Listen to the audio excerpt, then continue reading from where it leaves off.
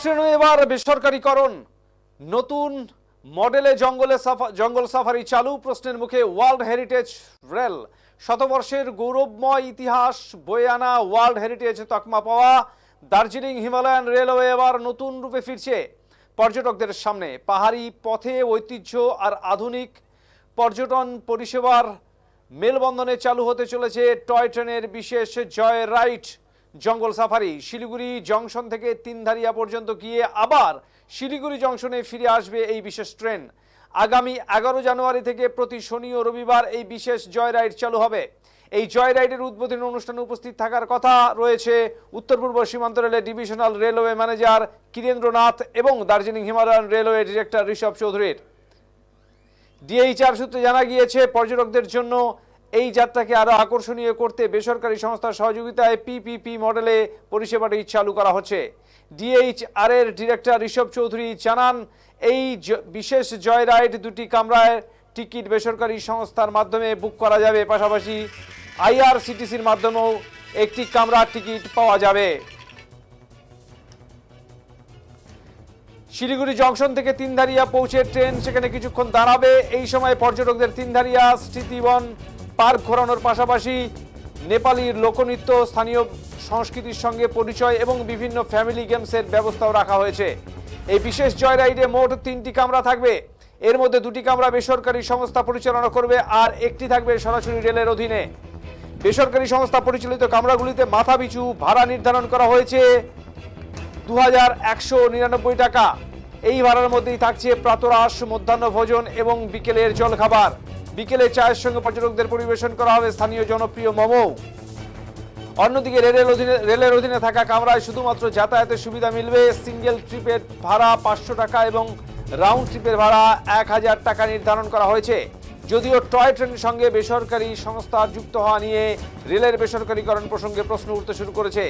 এই বিতর্কের মাঝেই ডিএইচআর ওয়ার্ল্ড হেরিটেজ সোসাইটির সেক্রেটারি জেনারেল রাজ বসু ও ডিএইচআর এর ডিরেক্টর ঋষভ চৌধুরী জানান, এটিকে বেসরকারীকরণ বলা ঠিক নয়। তাদের দাবি, বেসরকারি সংস্থা আগাম সমস্ত আসনের ভাড়া রেলকে পরিশোধ করবে, ফলে যাত্রী কম হলে রেলের কোনো আর্থিক ক্ষতি হবে না, বরং লাভবান হবে রেলই।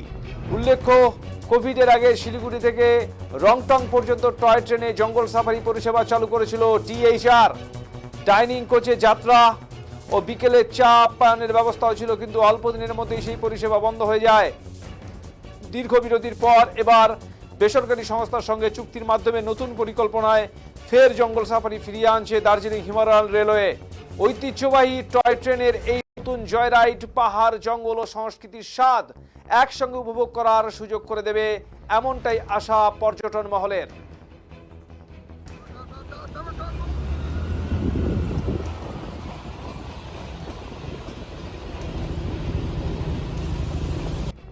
এটা সবার আগে এটা বলে রাখি যে যখন ডিএইচআর এই প্রোগ্রামগুলো শুরু করেছিল সেই সময় আমরা দেখেছিলাম যে সেটা প্রাইভেটকে দিয়েই শুরু করিয়েছিল, হ্যাঁ, এবং সেটা প্রাইভেটলি চলেছিল আর কি। তো সেই সময় যেহেতু খুব একটা ভায়াবল করতে পারেনি বলে সেটাকে তারা সেই সময়টা হয়তো উইথড্র করে নিয়েছিল বা ফার্দার রান করেনি আর কি। কিন্তু এই মুহূর্তে আমরা দেখতে পাচ্ছি যে যেই পরিমাণ ডিএইচআর এর ডিমান্ড বেড়েছে, মেনলি দার্জিলিং এর যে জয় রাইডটা আছে সেটা প্রায় গতকাল প্রায় 17টার উপরে ট্রেন চলেছে আর কি। এবার নিচের দিকেও জঙ্গল সাফারি এবং তার এটাও অনেকটা বেশি বাড়ছে। তো সেটা যেহেতু রেলের ডিএইচআর এর কাছে অতটা স্টাফ বা অতটা মোবিলাইজেশন নেই যে তারা রান করবে, তো এটা আমার মনে হয় এটা গুড আইডিয়া যে এটা কাউকে লেট আউট করছে, তারা সার্ভিসটা দিতে পারবে, পুরো সার্ভিসটা দেখতে পারবে এবং টুরিস্টরা খুশি হয়ে ফিরবে। তো এটা একটা খুব পজিটিভ নোটে আমরা পজিটিভ ভাবে নিচ্ছি আর কি সেই জিনিস। এটা সবার আগে এটা বলে রাখি যে যখন ডিএইচআর এই প্রোগ্রামগুলো শুরু করেছিল সেই সময় আমরা जंगल सफारी एक हमारी पुरानी ट्रेन हुआ करती थी जो चलती थी, इसे हम वापस से रिवाइव कर रहे हैं। पहले ये सुखना से रोंगटोंग के बीच में चलती थी, इस बार इसको सिलीगुड़ी से हम लोग स्टार्ट कर रहे हैं और ये आपको गयाबाड़ी तक जाएगी। इसका प्रमुख उद्देश्य जो है वो सिलीगुड़ी के लोगों में लोकल पर्यटन को बढ़ावा देना है। इसे हर सैटरडे संडे को चलाया जाएगा और इसमें लोग जो स्मृति वन है, जो हमारा एग्नी पॉइंट है, जो एक हिस्टोरिकली कल्चरली काफी एक सिग्निफिकेंट एरिया है, वो पॉइंट को वहाँ पे पिकनिक की सुविधा भी हमारे तरफ से प्रोवाइड कराई जाएगी। इसके लिए हमने एक सिलीगुड़ी की ही टूर कंपनी के साथ टाई अप किया है। इसके तहत दो जो कोचेस रहेंगे इसमें, वो लोग बुक करेंगे, जिसका पेमेंट ऑब्वियसली रेलवे के टर्म्स एंड कंडीशंस पे होगा। और एक कोच जो है वो आपका नॉर्मल लोग आईआरसीटीसी के थ्रू जनरल पब्लिक को उसका बुकिंग कर पाएगी। वो प्राइवेट बुकिंग मतलब उसमें वही एक मतलब पिकनिक विकनिक सब कराने के लिए जो है कंपनी, वो आप अगर आइएगा इधर तो उसके डिटेल्स आप उससे ले सकते हैं। उसका वेबसाइट वगैरह जो है उसी के थ्रू आप डायरेक्टली बुकिंग करा सकते हैं। हाँ, प्राइवेट कंपनी है केबी इंटरप्राइजेस। सैटरडे संडे, हर सैटरडे संडे चलेगा। सुबह 10 बजे खुलेगा, लगभग 5:30 बजे तक वापस। 1000 रुपीज फेयर रहेगा और वो पिकनिक वगैरह के लिए थोड़ा ज्यादा रहेगा। उसके लिए वो प्राइवेट फर्म के साथ लोग बातचीत करेंगे, उस तरह से रहेगा। ये बेसिकली हम लोग पीपीपी मॉडल जो होता है उसको इस बार हम लोग ट्राई कर रहे हैं डीएचआर में। इस और दूसरा जो है कि सिलीगुड़ी के जो लोकल निवासी हैं उनके बीच डीएचआर की साइट्स को और पॉपुलर करने के लिए, डीएचआर को एज अ पिकनिक डेस्टिनेशन वापस से इस्टेब्लिश करने के लिए लोकल्स के बीच में ये उद्देश्य रखा गया। इसकी वजह से जू का फेयर भी जो है काफी मिनिमल रखा गया। 500 वन वे का फेयर है, जो कि काफी मिनिमम हमारे जॉय राइड्स के कंपैरिजन में, बस सिर्फ इसलिए ताकि लोकल टूरिज्म को और बढ़ावा मिले और जॉब अपॉर्चुनिटीज लोकल्स के लिए क्रिएट हो। प्राइवेटाइजेशन में नहीं जा रहा है। देखिए, प्राइवेटाइजेशन कब होता है? जब हम ट्रेन का मेंटेनेंस किसी और को दे दे, ट्रेन का रनिंग किसी और को दे दे। यहाँ सब कुछ हमारे हाथ में है। This is not a privatisation, this is a partnership, जैसा कि हमने कहा। ठीक है, तो पार्टनरशिप में क्या होता है कि जो नॉर्मल फीस कोई हमें देगा, वो एग्जैक्ट फीस वो हम लोग को वही देंगे। We are not giving him the authority of running the train. ठीक है, वो बस एक पार्टनरशिप किया गया है। इसलिए किया गया है क्योंकि वो लोकल है सिलीगुड़ी में, वो ज्यादा अच्छे से इसको प्रमोट कर पाएंगे। और ये पार्टनरशिप सिर्फ 3 इयर्स के लिए वैलिड है। अगर हमें लगेगा कि अब प्रमोशन के बाद इसका जरूरत नहीं है, we can also terminate and DHR can run it on its own.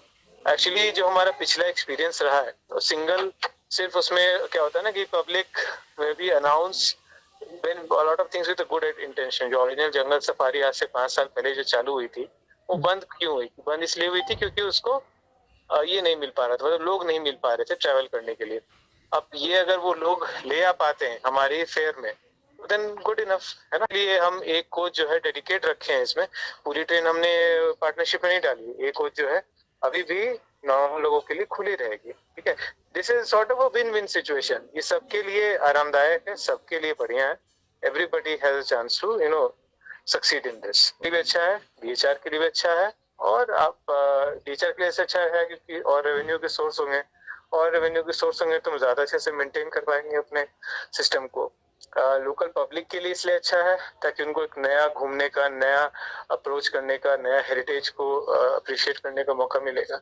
और उनके लिए अच्छा है क्योंकि उनको बिजनेस अपॉर्चुनिटी मिल रही है। ये अगेन हमारा जो ओवरऑल ओवरआर्चिंग सिर्फ देखिए, पब्लिक को सर्विस प्रोवाइड करना डीएचआर का काम नहीं है, वो तो हम लोग करते हैं और करते आए भी हैं। ठीक है, लेकिन जॉब अपॉर्चुनिटीज पहाड़ों में और हिल्स के तराई रीजन में प्रोवाइड करना, इसका भी इनिशिएटिव है जिसके अंदर ये हम लोग कर रहे हैं। जंगल सफारी एक हमारा